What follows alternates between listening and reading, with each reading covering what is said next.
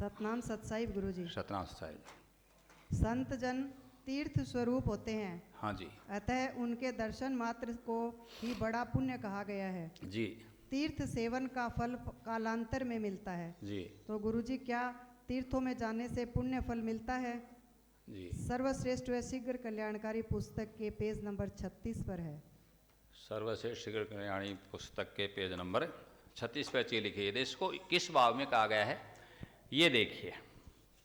इसको कहा है कि साधु नाम दर्शनम पुण्यम तीर्थ भूता ही साधव है, ये श्लोक कह रखा है। और आगे कहते हैं कालेन फलती तीर्थ सद्य है साधु समागम। वही संस्कृत बार बार सत्संग की बात कही जा रही है इस श्लोक में।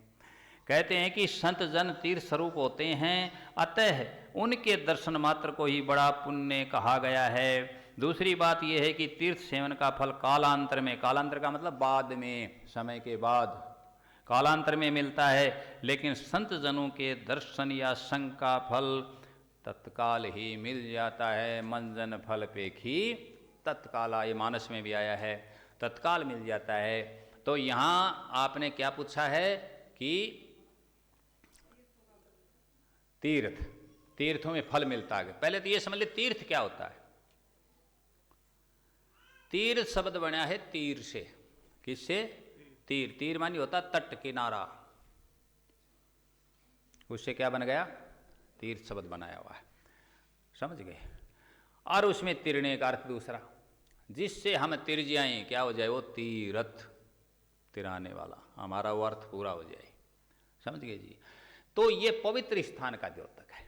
जो स्थान पवित्र है उसको क्या कहते हैं? तीर्थ। जो व्यक्ति पवित्र है उसको क्या कहेंगे? तीर्थ स्वरूप। तो संत हो गए ना तीर्थ स्वरूप। संतों की आत्मा वो महात्मा कहते हैं, उनको पुण्य आत्मा कहते हैं, इसलिए वो क्या है? तीर्थ स्वरूप है। ठीक है जी। ऐसे बुजुर्ग लोग हो जाते हैं तो उनको हम क्या कहते हैं? तीर्थ कहते हैं। ठीक है ना। हाँ, उनकी सेवा करनी चाहिए, उनका आशीर्वाद लेना चाहिए। तो तीर्थ के ये अर्थ हैं। और तीर्थ में किस में जाने से फल मिलता है ये आपने प्रश्न नहीं किया। तो तीर्थ नाये एक फल, ये भी आया है। तीर्थ नाये एक फल, संत मिले फल चार, सतगुरु मिले अनंत फल, कहे कबीर विचार।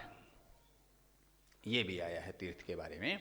तो ये जो सत्संग है ये क्या है? तीर्थ है सबसे बड़ा।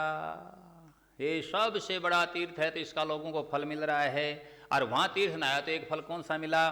उसमें पानी की वो व्यवस्था नहीं थी, उसके मन को शांति मिली, उसने वहाँ स्नान कर लिया और उसके एक धारणाएं बन गई कि मैंने तो तीर्थ स्नान कर लिया। भाई गंगा में किया कि यमुना में किया, गोदावरी में, कृष्णा में, कावरी में, ताप्ती में, कहीं भी इसने स्नान किया, कहीं भी गया हो। ठीक है जी।